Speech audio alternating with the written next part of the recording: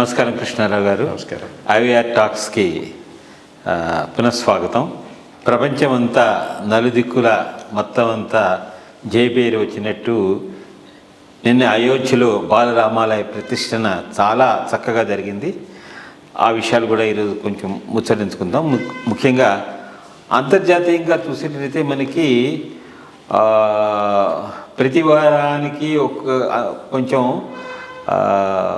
భయానక వాతావరణాలు కనబడుతున్నాయి. ముందరగా ముఖ్యంగా మనం చూసుకుంటే రష్యా యుక్రెయిన్ వేరు, తర్వాత ఇరాన్ ఇరాక్ వారు, తర్వాత మళ్ళీ మనకేమో సిఎస్ కెనాల్ దగ్గర వచ్చినది, తర్వాత గత 15 రోజులుగా ఇరాన్ పాకిస్తాన్ మధ్య ఉండేటువంటి ఘర్షణ వాతావరణం, ఇవన్నీ చూస్తే అంతర్జాతీయంగా ఈ ముస్లిం కంట్రీస్కిను మెయిన్ దీని కింద ఉండి మిగిలిన వాటికి మధ్య విభేదాలు తలెత్తి కొంచెం అనిశ్చిత పరిస్థితులు ఏర్పడుతున్నాయి. సో ఈ ఇరాన్ పాకిస్తాన్ మధ్య వీళ్ళు టెర్రరిస్ట్ హైట్స్ని పాకిస్తాన్లో అటాక్ చేయడం, వాళ్ళు మళ్ళీ అలాంగ్ ది బోర్డర్ ఉండే వాళ్ళని అందరినీ చేయడము, తర్వాత ముస్లిమ్స్లో ఉండేటువంటి సున్నీ వాళ్ళు విత్ ఇన్ ది కంట్రీస్ కూడా అటాక్ చేసుకోవడం వలన 100 మంది దాకా వ్యక్తులు కూడా మరణించడం జరిగింది. సరే, ఇది ఇంకా చాలా ఒక ప్రతిష్టంభన ఏర్పడుతుందేమో అనుకున్న టైంలో వాళ్ళు డిప్లొమాటిక్ టాక్స్ రివైవ్ చేస్తామని చెప్పేటువంటి విషయం వచ్చింది. అసలు దీని పూర్వపరాల గురించి కొంచెం వివరిస్తే బాగుంటుంది. దీనికి కొంత మతపరమైన అంశము ఉంది, జియోపొలిటికల్ అంశము ఉంది, ప్రాంతీయ అనిశ్చిత కూడా దీనికి కొంతవరకు సహాయపడుతూ ఉన్నది. ఇప్పుడు పాకిస్తాన్ ఒక ప్రత్యేకమైన దేశం కావటమే ఒక పెక్యూలియర్ ఇన్సిడెంట్ భారతదేశ చరిత్ర. ఎవరు అనుకోలేదు. సరే, జిన్నా దాన్ని పైలట్ చేశాడు. ఆ రోజు జరిగినటువంటి మారణకాండ మీద ఏదో ఒకటి విడిపోతేనే మంచిదని విడగొట్టినప్పుడు పాకిస్తాన్ అనేటటువంటి దేశంలో 4 ప్రధానమైన ఐడెంటిటీస్, ఇన్ఫ్యాక్ట్ 5 ఐడెంటిటీస్ ఉండేవి. ఆ పైన కోర్స్ ఐడెంటిటీ పక్కకి వెళ్ళిపోయిందని కూడా అదే Bangladesh, Bengali identity east Pakistan. But west పాకిస్తాన్లోనే అట్లీస్ట్ ఈస్ట్ పాకిస్తాన్ వరకు, ఆ బంగ్లాదేశ్ వరకు ఒక బెంగాలీ ముస్లిం ఐడెంటిటీ, ఒక ఓన్లీ వన్ ఐడెంటిటీ. కానీ వెస్టర్న్ పాకిస్తాన్లో 4 ఐడెంటిటీలు. ఒకటి స్ట్రాంగ్ పంజాబీ ఐడెంటిటీ ఒకటి ఉంది, సింధ్ ఐడెంటిటీ ఒకటి ఉంది, బెలూచిస్తాన్ ఒక identity, then Khyber Pakhtunkhwa which is Pakhtunistan identity. ఈ 4 1947లో పాకిస్తాన్ దేశం ఏర్పడినప్పుడు బెలూచిస్తాన్లో చాలా భాగం పాకిస్తాన్లో భాగం కాదు. బెలూచిస్తాన్లో మేజర్ పోర్షన్ అంతా ఒక ప్రిన్స్లీ స్టేట్ ఉండేది, గలాత్ అని, దానికి ఓ రాజు అది ఉండేవాడు. కొంత భాగం బెలూచిస్తాన్లో బ్రిటిష్ ఇండియా కింద ఉండేది, అది ఆటోమేటిక్గా పాకిస్తాన్లో భాగం అయిపోయింది. కలాత్ రాజు మాత్రం ఇండిపెండెన్స్ను అట్లాగే మెయింటైన్ చేసుకొని కంటిన్యూ కూడా అయినాడు. 1948 ఆల్మోస్ట్ ఆల్ 1 సంవత్సరం తర్వాత, మరి అప్పటికంటే ఒకటి ముస్లిం ఫీలింగ్ బాగా గట్టిగా ఏర్పడింది, దాంట్లో ఏమీ డౌట్ లేదు. అక్కడ జిన్నా టవరింగ్ పర్సనాలిటీ ఇస్లామిక్ లీడర్స్లో కొంత పర్సుయేట్ చేసి ఇది చేసి మొత్తం మీద దానిని కలుపుకున్నారు. 1948లో పాకిస్తాన్లో బెలూచిస్తాన్ కలుపుకున్నారు. అప్పటి నుంచి బెలూచిస్తాను ఈ దేశంలో భాగం కాదు, మాది సపరేట్ దేశం చేయాలనేటటువంటిది ఒక స్ట్రాంగ్ మూమెంట్ అయితే నడుస్తూ ఉన్నది, దాంట్లో ఏమీ డౌట్ లేదు. అదేమి చిన్న మూమెంట్ అయితే కాదు. అది బెలూచి నేషనల్ ఆర్మీ అని, అక్కడ చాలామంది ట్రైబల్ లీడర్స్ ఉన్నారు, వాళ్ళందరూ వెల్ ఎస్టాబ్లిష్డ్, బాగా మంచి పేరు వచ్చిన వాళ్ళు. మర్రి అని వాళ్ళ ఇన్షియల్స్, బలూచి అని వస్తూ ఉంటాయి. వాళ్ళు ఒక లీడరు గట్టిగా ముషారఫ్ టైంలో ముషారఫ్ను గట్టిగా ప్రతిఘటిస్తే ముషారఫ్ వాడిని లేపేశాడు. సో అది అక్కడ వాళ్ళకు చాలా స్ట్రాంగ్గా ఉంది. ఇది ఒక ఆస్పెక్ట్. బట్ ఒకటి మతపరంగా వీళ్ళందరూ సున్నీలు, ముస్లిమ్స్, దాంట్లో ఏమీ డౌట్ లేదు. ఇక ఆ బెలూచి స్పీకింగ్ ఏరియా కల్చరలీ బెలూచిస్తాన్తో అఫిలియేట్ అయినటువంటి ఒక పోర్షను ఇరాన్లో కూడా భాగంగా ఉంది. ఇరాన్కు southern eastern province Baluchistan, Sistan Baluchistan అంటారు ఆ ఏరియా. ఆ సస్తాన్ బెలూచిస్తాన్లో ఉన్న వాళ్ళందరూ బెలూచి స్పీకింగ్. ఇక్కడ ఒక రకమైన డిస్క్రిమినేషన్ వాళ్ళకు పాకిస్తాన్లో ఏంటంటే బెలూచి ఐడెంటిటీ స్పెసిఫిక్ డిస్క్రిమినేషన్. ఇక్కడ పంజాబీస్ డామినేషను, వాళ్ళ ద్వారా సింధీసు ఫీల్ అవుతున్నారు, ఫక్తూన్స్ ఫీల్ అవుతున్నారు, బెలూచిస్ ఫీల్ అవుతున్నారు, బెలూచిస్ ఎక్కువ ఫీల్ అవుతున్నారు. అక్కడ ఇరాన్లో ఇంకో రకమైనటువంటి డిస్టింక్షన్. ఈ బెలూచి ముస్లిమ్స్ నేను చెప్పినట్టు అంతా సున్నీస్, అంటే అటు ఇరాన్ సైడ్ ఉన్న వాళ్ళు కూడా సున్నీస్. బట్ ఇరాన్ మెజారిటీ అంతా షియాస్ కావడంతో అక్కడ రిలీజియస్ డిస్క్రిమినేషన్ కూడా వాళ్ళు ఫేస్ చేస్తూ ఉన్నారు. సో ఇప్పుడు రెండు రకాలైనటువంటి బెలూచి లిబరేషన్ యాక్టివిటీస్ నడుస్తూ ఉన్నాయి. ఒకటి ఇరాన్లో భాగమైన బెలూచిస్తాన్లో ఏమో ఎగ్నెస్ట్ ఇరాన్ గవర్నమెంట్, అది అక్కడ ఉండేటువంటి లోకల్స్ చేస్తున్నారు అగెన్స్ట్ ది షియాస్. అది ఇక్కడికి వచ్చేటప్పటికి పాకిస్తాన్కు against Pakistan government Baluchi Sunnis fight చేస్తూ ఉన్నారు. ఇది రిలీజియస్ కాదు, ఇది రీజనల్ కల్చరల్ ఐడెంటిటీకి సంబంధించినటువంటి అంశం. ఇక జియో పొలిటికల్గా ఎప్పుడైనా కానీ పాకిస్తాన్కు ఇరాన్కు relationship blow hot blow cold. In fact 1971 India Pakistan యుద్ధం సమయంలో పాకిస్తాన్కు చాలా సహాయం షా ఆఫ్ ఇరాన్ చేశాడు. ఎందుకంటే అప్పుడు జియో పొలిటికల్ పాకిస్తాన్ ఇంకా విడిపోతే ఇండియా ఈ ఏరియాలో పెద్ద దేశం అవుతుంది, ఇరాన్కు థ్రెట్ అవుతుందని చెప్పి పాకిస్తాన్ ఐడెంటిటీని నిలబడటం కోసంగా అప్పుడు చాలా సహాయం వాళ్ళు చేయటం జరిగింది. బట్ ఆ సహాయం వచ్చినా కానీ పాకిస్తాన్ ఓడిపోయిన తర్వాత యాక్చువల్లీ ఆ టైంలో మిసెస్ గాంధీ ఇరాన్తో చాలా మంచి రిలేషన్షిప్ ఎస్టాబ్లిష్ చేసుకొని కుర్దేమ్ ప్రాజెక్ట్ ఒకటి, ఐరన్ పెల్లెట్స్ తయారు చేసే ప్రాజెక్ట్ అంతా ఇరాన్ ఫండింగ్ చేసింది. అప్పుడు అన్ఫార్చునేట్ అతను షా ఆఫ్ ఇరానే కనుక ఉంటే ఒక రకంగా ఇరాను బాగా ప్రోగ్రెస్ అయి ఉండేది. ఇరాను ఇండియా ఇవి బాగా సిమెంట్ అయి ఉండేవి. ఎందుకంటే అతను ఇప్పుడు ఇస్లామిక్ లీడర్గా అనుకోలేదు, పర్షియన్ లీనియేజీ సెక్యులర్ లీడర్షిప్. సరే అన్ఫార్చునేట్ అది అయిన తర్వాత ఈ ఖొమేనీలు రావటం అది ఒక డార్క్ ఏజ్లోకి వెళ్ళిపోయినట్టే. ఇప్పుడు ఏంది అక్కడ సైడు షియా రిజీము వీళ్ళని డిస్క్రిమినేట్ చేస్తూ ఉంది కాబట్టి ఆ బెలూచి ఎక్స్ట్రీమిస్ట్ అంతా పాకిస్తాన్లో వచ్చి షెల్టర్ తీసుకొని వాళ్ళ మీద ఫైట్ చేస్తున్నారు. ఇక్కడ వీళ్ళు పాకిస్తానీ వాళ్ళని డిస్క్రిమినేట్ చేస్తున్నారు కాబట్టి వీళ్ళకి ఎగ్నిస్ట్గా ఫైట్ చేసే వాళ్ళంతా అక్కడ షెల్టర్ తీసుకొని ఫైట్ చేస్తున్నారు. ఒకప్పుడు అయితే బంగ్లాదేశ్ లిబరేట్ అయిన తర్వాత బెలూచిస్తాన్ సపరేట్ కంట్రీ చేయటం కోసంగా కొంత ఇండియా కూడా ప్రయత్నం చేసింది. అప్పుడు ఆ ప్రయత్నం అప్పుడు మిసెస్ గాంధీ టైంలో అది కొనసాగి ఉంటే బాగుండి ఉండేది. బట్ ఆ పైన మనం డిఫెన్స్లో పెట్టాం. ఆ పైన జరిగిన పరిణామాలతో కాశ్మీర్ ఇక్కడ వాళ్ళు అప్పర్ హ్యాండ్ తీసుకున్నారు పాకిస్తాన్.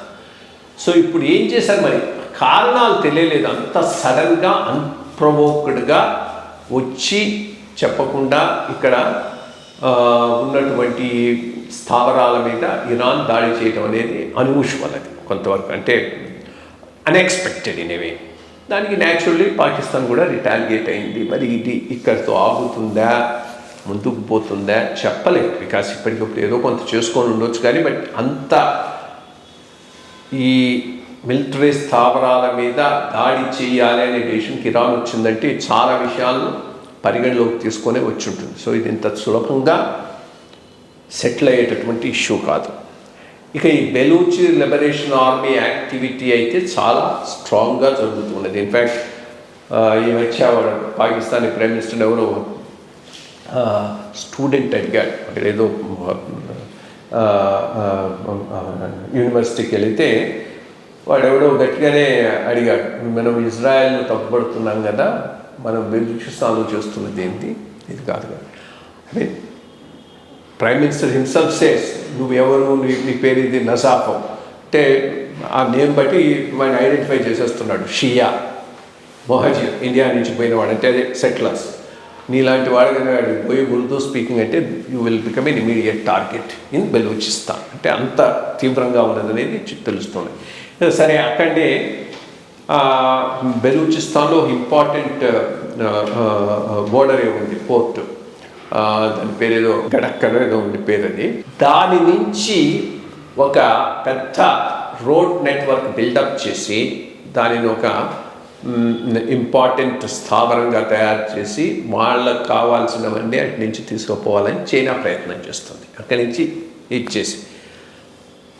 బట్ ఈ బెలూచ్ లిబరేషన్ ఆర్మీ దాన్ని కూడా అపోజ్ చేస్తున్నారు. అపోజ్ చేయటమే కాదు, వాళ్ళని అటాక్ చేస్తున్నారు. సో అక్కడ పెద్ద సెషనిస్ట్ యాక్టివిటీ అయితే చాలా గట్టిగా, more so on this side of the border, ఎక్కడ విత్ ఇన్ పాకిస్తాన్ జరుగుతున్నది.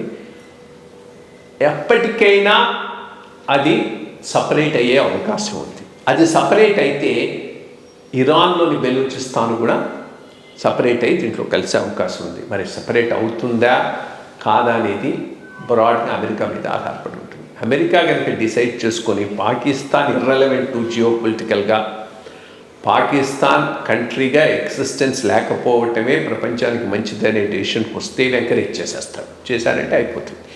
ఒక తడవ బెలూచి కంట్రీ కనుక సపరేట్గా పాకిస్తాన్ నుంచి విడిపడిందంటే ఆ సైడ్ బెలూచిస్తాన్ నుంచి జాయిన్ అవ్వడం it's only matter of time.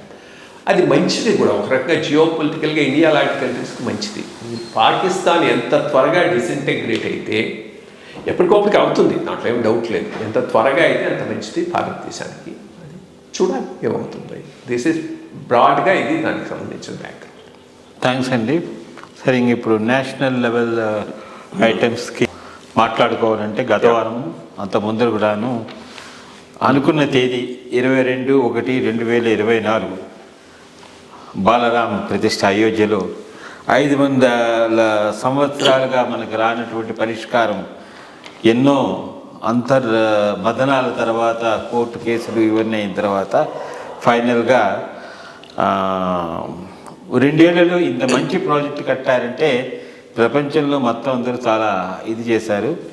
నిన్న మోడీ గారి చేతుల మీదుగా దీనికి మనకు కావలసినటువంటి మనస్సుకి సంతోషదాయకమైనటువంటి ఒక సమాధానం దొరికింది. సో దీన్ని కొంచెం రాజకీయం చేయడానికి కాంగ్రెస్ అభ్యర్థులు, అపోజిషన్ పార్టీస్ అవన్నీ కూడా చేస్తారు. ఇన్ఫ్యాక్ట్ అంటే నాన్ బీజేపీ స్టేట్స్ వాళ్ళలోనూ దీనికి ఈవెన్ హాలిడే కూడా ఇవ్వలేదు. బట్ బీజేపీ వాటిలోనూ అందరూ చేసి ఒక పండగ కింద చేసుకోవడం జరిగింది. అదే మరి అట్లాగే మరి దీన్ని చేస్తూ దీన్ని పొలిటికల్గా ఇది చేయడానికి రాహుల్ గాంధీ గారు భారత్ న్యాయయాత్ర దాని దగ్గర మళ్ళీ వీళ్ళు ఏదో చేశారని దాన్ని. సో దీని మీద కొంచెం నేషనల్గా ఒక చిన్న వివరణ ఇవ్వాలి. ఒకటి, సివిలైజేషనల్ ఆస్పిరేషన్స్ అనేవి ఉంటాయి. చరిత్రను మనం మర్చిపోలేం. ఫస్ట్ థింగ్, చరిత్రను మర్చిపోవాల్సిన అవసరం కూడా లేదు. ఒక ఉన్నతమైన సంస్కృతితో, నాగరికతతో ఉన్నటువంటి దేశంలో 12-13 శతాబ్దాల టైంలో వచ్చినటువంటి ఎడారి మూకలేనే అనాలి. ఆ రోజు వచ్చినటువంటి వాళ్ళకి పెద్ద సివిలైజేషన్ కూడా లేదు. అదే నిజమన్న మతం ఇంకా ఏదీ లేదనేటటువంటి భ్రమతో దానిని ఎస్టాబ్లిష్ చేయాలని చెప్పి చాలా కృత్యాలు చేశారు. దాంట్లో ఏమి డౌట్ లేదు. చేసిన తర్వాత సరే, ఇప్పుడు ఇరాన్ లాంటి దేశం, టర్కీ లాంటి దేశం మొత్తం అంతా ఇస్లాంకి మారిపోయినారు.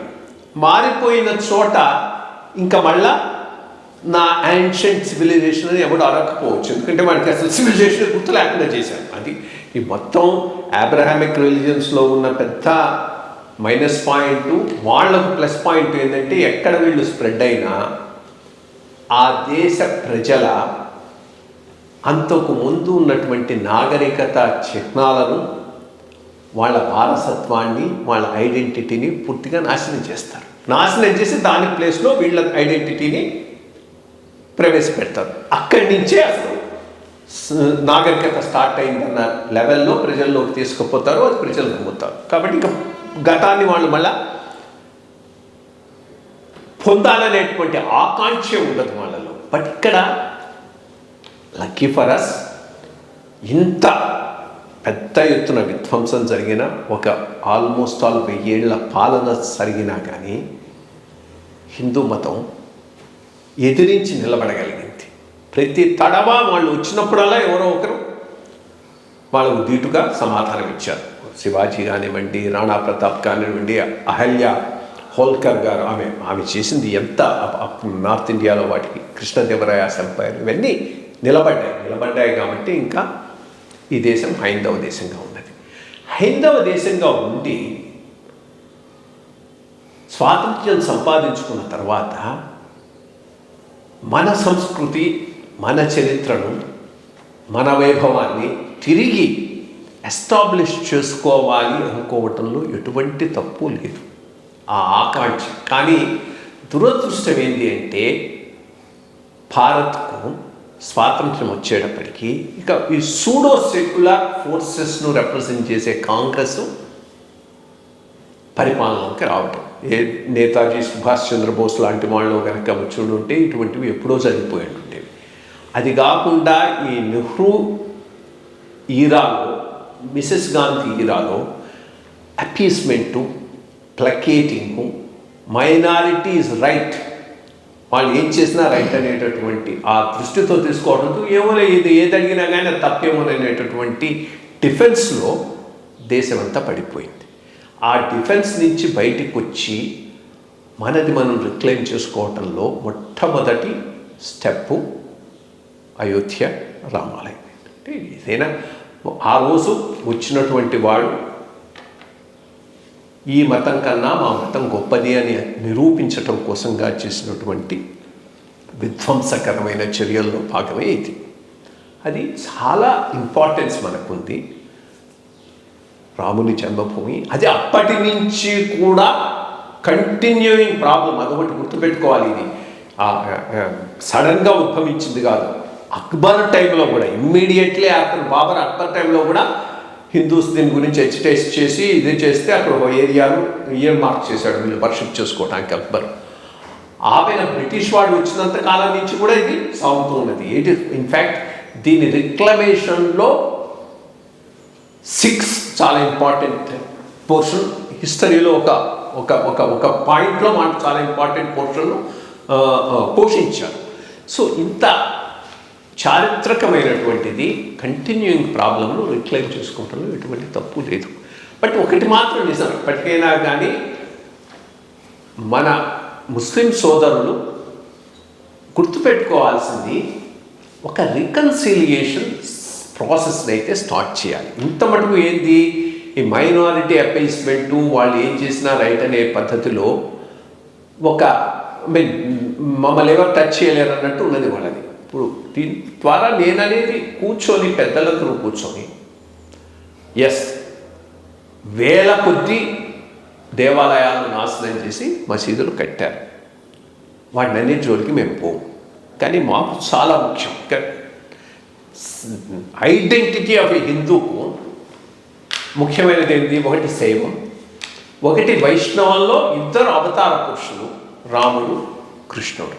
ఈ ముగ్గురికి సంబంధించినటువంటి ఆ 3 ప్లేసులను కనుక వాళ్ళు ఎటువంటి ఘర్షణ లేకుండా వదిలేసుకొని మిగిలినవన్నీ టచ్ చేయమని వీళ్ళ నుంచి మాట తీసుకొని ఒక national reconciliation on this is very much required. అది జరగాలని కోరుకుంటున్నాను, జరుగుతుందని ఆశిస్తూ ఉన్నాను. అదొక ఇంపార్టెంట్ పోర్షన్. ఇక రెండోది రిచువల్స్ విషయంలో హైందవం మారాల్సిన అవసరం ఉన్నది. సనాతనం హైందవం కాదని లాస్ట్ టైం కూడా నేను చెప్పాను. ఎవరో ఆయన రాశాడు, ఇది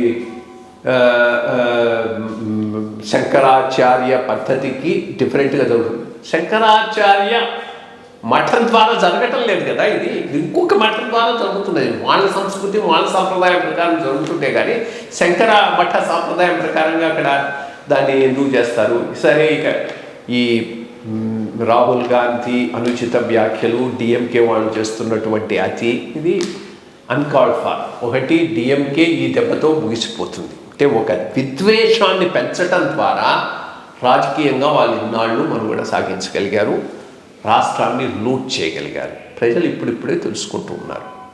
సో ఇది వాళ్ళ చరమగీతాన్ని పట్టడానికి రామ విగ్రహ ప్రతిష్టతోనే స్టార్ట్ అవుతుంది. ఇక రాహుల్ గాంధీ అంటారా, ఉంటే ఎంత, బహిష్కరిస్తే ఎంత, అసలు మొత్తం ఈ సమస్య ఇన్నాళ్ళు కొనసాగటానికి కారణమే కాంగ్రెస్, వాళ్ళు చేసినటువంటి దరిద్రపు పాలన. సో వాళ్ళ నుంచి అంతకన్నా బెటర్గా ఎక్స్పెక్ట్ చేసింది ఏం లేదు. ఇన్ఫ్యాక్ట్ ఏదేదో పిచ్చి పిచ్చిగా మాట్లాడుతున్నాడు. మేఘాలయకు పోయి ఇక్కడ పైనాపిల్స్ పండుతున్నాయి, ఎవరు ఫారిన్కి ఎక్స్పోర్ట్ చేయట్లేదంటే మరి ఎక్స్పోర్ట్ ఎవరు చేయాలి? పైనాపిల్ పంపించేవాళ్ళు 50 సంవత్సరాలు ప్రభుత్వంలో ఉన్నది కాంగ్రెస్, చేసి ఉండాల్సింది. ఎందుకు చేయలేదో క్వశ్చన్లు వేస్తూ ఉంటే అది రిఫ్లెక్ట్ అయ్యేది మీ తాతగారి మీద, మీ మామగారి మీద, మీ ముత్తాత మీద, మీ బామ్మగారి మీద, మీ అమ్మ మీద. ఆ పైన రిమోట్ కంట్రోల్ ద్వారా చేసిందంతా ఆమె కదా. యాక్చువల్లీ వాటిని ఎక్స్పోర్ట్ చేయటం అనేది ఇప్పుడు స్టార్ట్ అయింది. చాలా బాగా జరుగుతున్నాయి అక్కడి నుంచి. అది కూడా తెలుసుకోకుండా ఏదో పిచ్చి పిచ్చిగా మాట్లాడుతున్నాడు. ఒకటి ఫ్రస్ట్రేషను, ఈ గట్టిగా బీజేపీ బలపడుతున్నది, అది తట్టుకోలేకపోతున్నారు. లోకల్గా ప్రాంతీయ వాటికి వచ్చినప్పుడు తెలంగాణ, ఆంధ్రప్రదేశ్ దీంట్లో మనం చూసుకుంటే ఇటీవలే ముఖ్యమంత్రి రేవంత్ రెడ్డి గారు సమ్మిట్కి వెళ్ళారు. అక్కడ చాలా కోట్ల రూపాయలతో తెలంగాణకి మరి నిధులు తీసుకొస్తున్నాం, కమిట్మెంట్ ఉన్నాయని ఆయన చెప్తుంటే, ఆల్రెడీ ఇదివరకే చేసినవి వీళ్ళు ప్రకటించుకుంటున్నారని చెప్పి బీఆర్ఎస్ వాళ్ళు చెప్పడం జరుగుతుంది. అలాగే చేసిన దాంట్లో మంచి పని కూడా అనుకోవచ్చు. అక్కడ థేమ్స్ రివర్ దగ్గరికి వెళ్ళి మన మూసీ పరివాహక ప్రాంతాలన్నింటినీ బాగా చేద్దామని చెప్పి అదొక పెద్ద ప్రాజెక్ట్ కింద తీసుకుందామని చెప్పి కూడా రేవంత్ రెడ్డి గారు అక్కడ కూడా టైం స్పెండ్ చేయడం జరిగింది. అఫ్కోర్స్ రాజకీయంగా బీఆర్ఎస్ మీద మాట్లాడటము, వీళ్ళు వాళ్ళు మాట్లాడడం ఉన్నాయి. ముఖ్యంగా ఆయన పర్యటన వలన మనకి రాష్ట్రానికి అదనంగా ఏమైనా నిధులు వస్తాయా, రాష్ట్రాన్ని ముందుకు తీసుకెళ్ళడానికి అవకాశం ఉంటుందా? ఒకటి, తెలంగాణ నేను మొదటి నుంచి ఒక విషయం చెప్తూ ఉంటాను. ఐడియల్ స్టేట్ ఇన్వెస్ట్మెంట్స్ని తీసుకురావటానికి ఎంత ఎక్కువగా వస్తాయనేది, ఎంత ప్రోయాక్టివ్గా గవర్నమెంట్ ఉంటుందనే దాని మీద ఆధారపడి ఉంటుంది. దాని సింపుల్ పాయింట్ ఏంటంటే నేను చెప్పేది,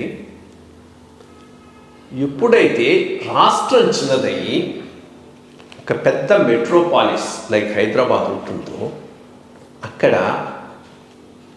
ఆ నగరం మీద ఎక్కువ ఏ ప్రభుత్వం అయినా దృష్టి పెడుతుంది. ఎందుకంటే ఇది వాళ్ళకు జీవనాడి అవుతుంది. బీఆర్ఎస్ ప్రభుత్వం పెట్టింది, ఇప్పుడు కాంగ్రెస్ కూడా పెడుతుంది. ఒకటి, బీఆర్ఎస్ ప్రభుత్వం ఏం చేసిందనంటే ఈ వచ్చిన సర్ప్లస్నంతా విచ్చలవిడిగా సరైన పద్ధతి లేని ప్రాజెక్టుల మీద తగలేసింది. ఇన్ఫ్యాక్ట్ సర్ప్లస్గా ఉన్న రాష్ట్రాన్ని పెద్ద డెఫిసిట్కు తీసుకుపోయింది. అదే చేయకుండా ఇంకొంత ఇప్పటికీ పెట్టారు. నేను కంపేర్ టు నెంబర్ చాలా రాష్ట్రాల ప్రభుత్వాల కన్నా అర్బన్ హైదరాబాద్ మీద బీఆర్ఎస్ బాగా కాన్సన్ట్రేట్ చేసింది, దాంట్లో ఏమి డౌట్ లేదు. చక్కగానే చేశారు. బట్ ఇంకా బాగా చేస్తుండొచ్చు. పనికిమాల స్కీముల మీద, కాళేశ్వరం మీద, వాటి మీద అంత తగ్గలేసే దానికన్నా ఇరిగేషన్ ఇవ్వు. దానికి 1,50,000 కోట్ల అవసరం లేదు. దాంట్లో నీకు 50,000 కోట్లు మిగిలినా అది హైదరాబాద్లో స్పెండ్ చేయడానికి వీలుగా ఉంటుంది. సరే, అది పోవటం మంచిదే. దావోస్కు పోవటం అనేటటువంటిది అందులో ఎంత ఎక్స్ట్రాగా వస్తున్నది, ఎంత ఆల్రెడీ కమిట్ అయింది ఉండొచ్చు కొంత. బట్ బెస్ట్ థింగ్ ఈజ్, ఏ ప్రభుత్వమైనా ట్రాన్స్పరెంట్గా ఉండాలి అంటే వాళ్ళ స్ట్రైక్ రేటు 20% అయినా నేను చాలా గొప్ప అని చెప్తాను. ఇప్పుడు ఆ రోజు దావోస్లో 1,00,000 కోట్లకు ఇన్వెస్ట్మెంట్కు ఒప్పందాలు చేసుకున్నామంటే 20,000 కోట్లు యాక్చువల్గా ఇంప్లిమెంట్ అయితే అది చాలా మంచి రేటు, చాలా మంచి సక్సెస్ రేటు. సో అది ఇంతమంది ఇచ్చారు, ఇన్ని ఎంఓయూలు అయినాయి, ఇంతమంది వచ్చి పెట్టారు, ఇంతమంది బ్యాక్అవుట్ అయినారు అనేది కనుక ట్రాన్స్పరెంట్గా చెప్పుకోగలిగితే ప్రభుత్వానికి మంచిది. జనాలు కూడా దాన్ని ఏమి తప్పు పట్టారు. అరే నువ్వు అక్కడ 1,00,000 కోట్లు అన్నావు, ఇప్పుడు 20,000 కోట్లు ఎందుకు వచ్చాయిందని అనుకోరు. అది చెప్తారు. జనరల్గా తెలిసిన విషయమే, అందరికీ తెలిసిన విషయం. ఎంఓయూలకు యాక్చువల్ గ్రౌండింగ్కు ఎప్పుడు కూడా గ్యాప్ ఉంటుంది.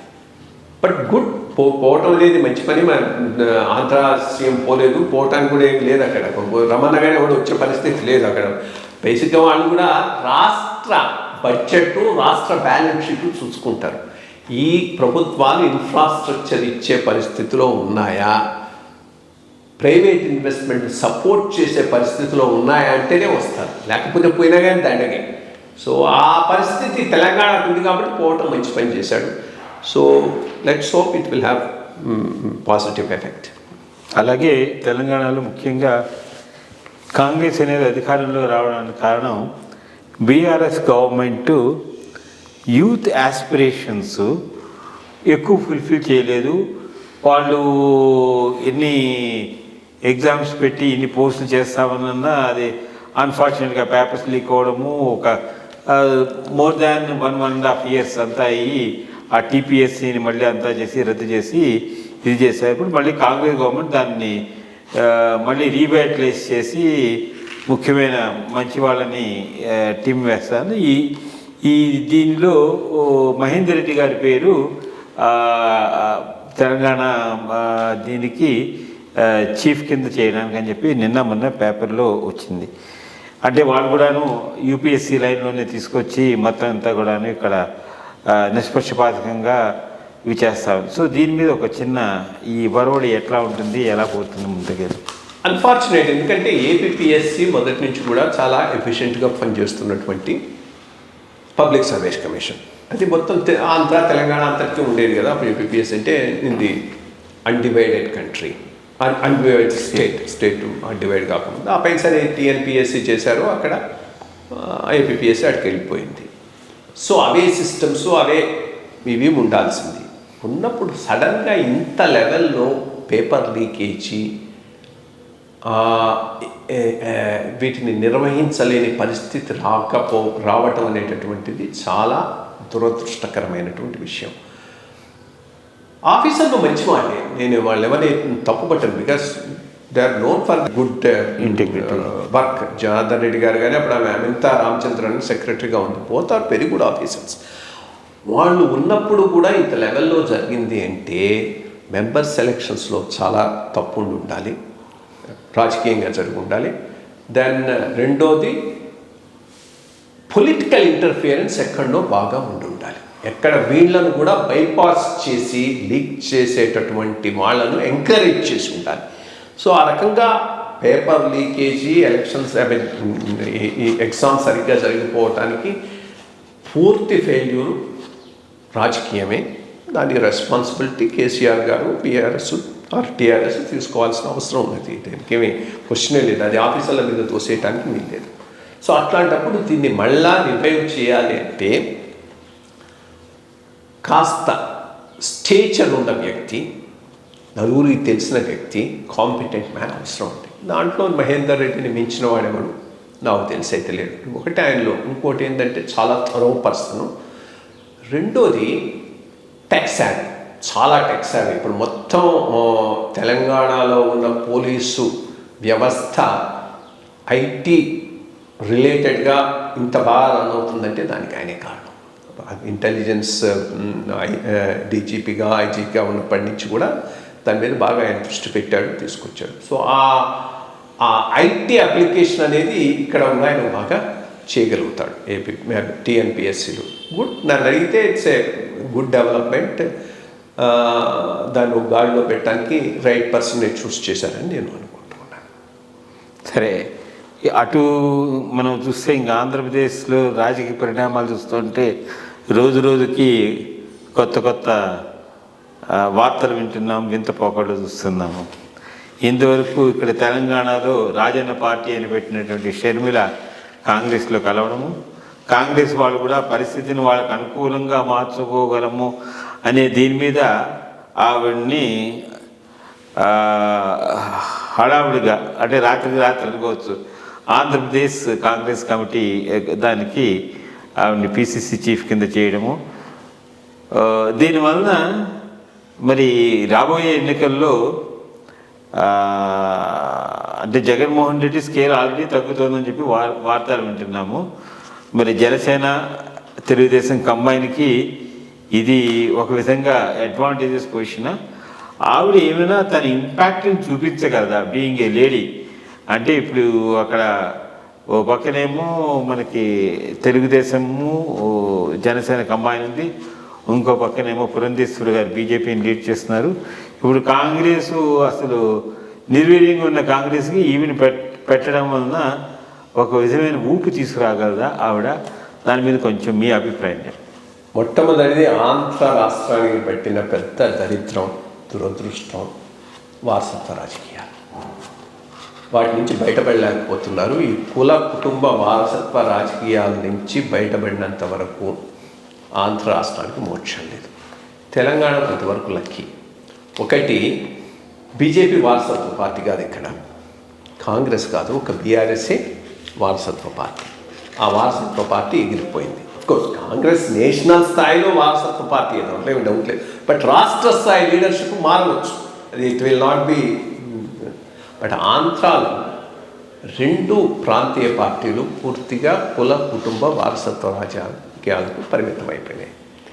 కాంగ్రెస్ పరిస్థితి ఏంటంటే 0 నుంచి స్టార్ట్ అవుతున్నారు వాళ్ళు. కాబట్టి వాళ్ళకి పోయేదేమీ లేదు, ఏదైనా వస్తే కాస్త వస్తుంది, లేకపోతే ఏమీ లేదు. అందుకని వాళ్ళు ఈ రిస్క్ తీసుకోవడానికి రెడీగా ఉన్నారు.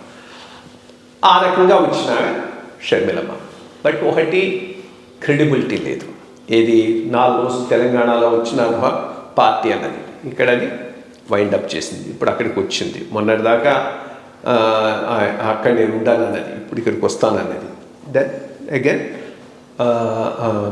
Confrontation with brother. అది ఎంత ఇదిగా ఉంటుందో తెలియదు. ఎందుకంటే ఒకటి, రెండోది ఆంధ్రాలో ఇంకో పెద్ద దురదృష్టకరమైన పరిణామం, దరిద్రం ఏంటి అంటే రాజకీయాలు పర్సనల్ లెవెల్కి తీసుకుపోతున్నారు అందరినీ.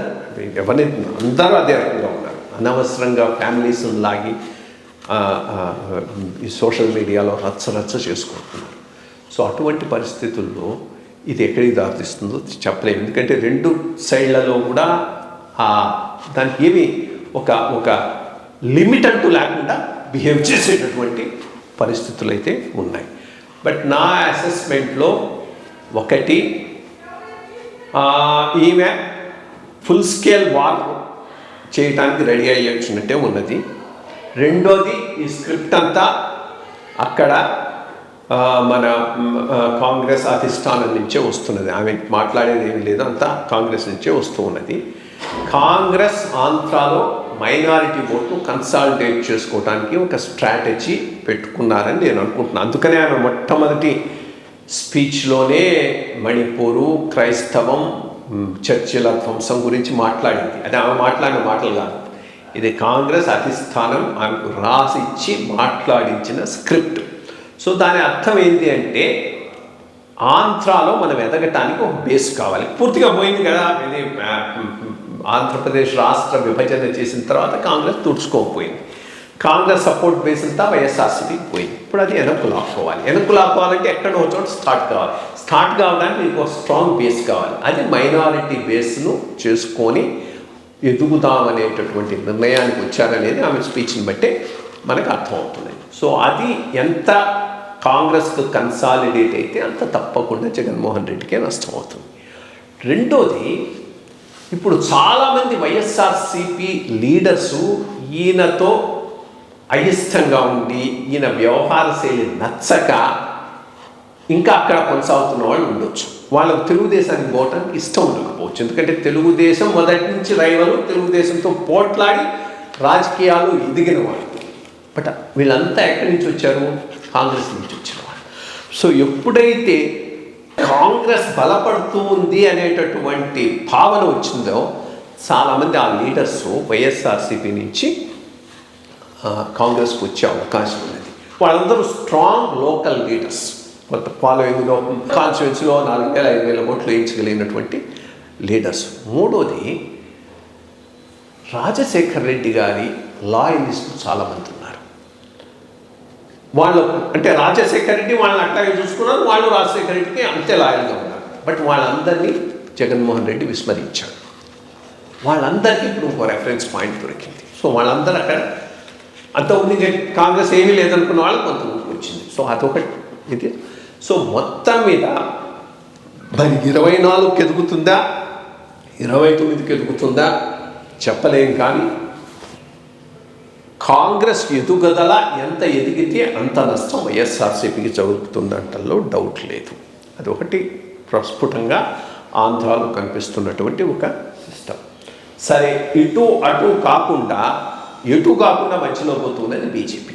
దానికి ప్రధానమైన కారణం నాయకత్వ లోపం. 5 ఏళ్లలో కూడా ఒక్కరినైనా కానీ నేను 3 క్వాలిఫికేషన్స్ చెప్తా. మొట్టమొదట పార్టీకి కమిట్మెంటు, పార్టీలో ఎదిగిన వాడై ఉండాలి. 2 చాలా అందరినీ కలుపుకొని పోగలిగేటటువంటి మనస్తత్వం ఉన్నవాడిగా ఉండాలి. అన్నిటికీ మించి బ్రాడర్ వ్యూ తీసుకొని అటాక్ చేయడానికి రెడీగా ఉండాలి. అటువంటి లీడర్ను ఒకరిని అంటే energetic, young and energetic to go round, అటువంటి వాడిని ఒకరిని ఐడెంటిఫై చేసుకోలేకపోవటం అనేటటువంటిది బీజేపీకి పెద్ద దురదృష్టం. అదే బేసిక్. ఇప్పుడున్న మోడీ వేవ్ మీద మంచి లీడర్ లోకల్గా ఉంటే దానిని బేస్ చేసుకొని పార్టీ ఎదగటానికి చాలా సులభం. అటువంటి పరిస్థితిలో కూడా నీకు ప్రజలలో వేయాలన్నా వేయించుకోలే నాయకులు లేని పరిస్థితిలో ఈరోజు బీజేపీ ఉన్నది. బట్ ఇప్పటికైనా బీజేపీ కనుక సపరేట్గా గట్టిగా పోటీ చేస్తే మాత్రం నేను అనుకోవటం ఎంత లేదన్నా కానీ వాళ్ళు తప్పకుండా ఈరోజు జనసేన టీడీపీ కాంబినేషన్కు దెబ్బ కొడతారు. దాంట్లో ఏమీ డౌట్ లేదు. ఎందుకంటే కమిటెడ్ ఓటర్స్ ఉన్నారు. ఈ రోజున్న మోడీ వేవు, ఈ వేవ్లో రామాలయం వేవ్లో ఇంకా చాలా ఓట్లు పడేటటువంటి, ఎస్పెషల్లీ లోక్సభలో పడేటటువంటి అవకాశం ఉంది. అది ఒక రకంగా ఇండిపెండెంట్గా కనుక పోటీ చేస్తే జనసేన టీడీపీ అలయన్స్కు దెబ్బ కొడుతుంది.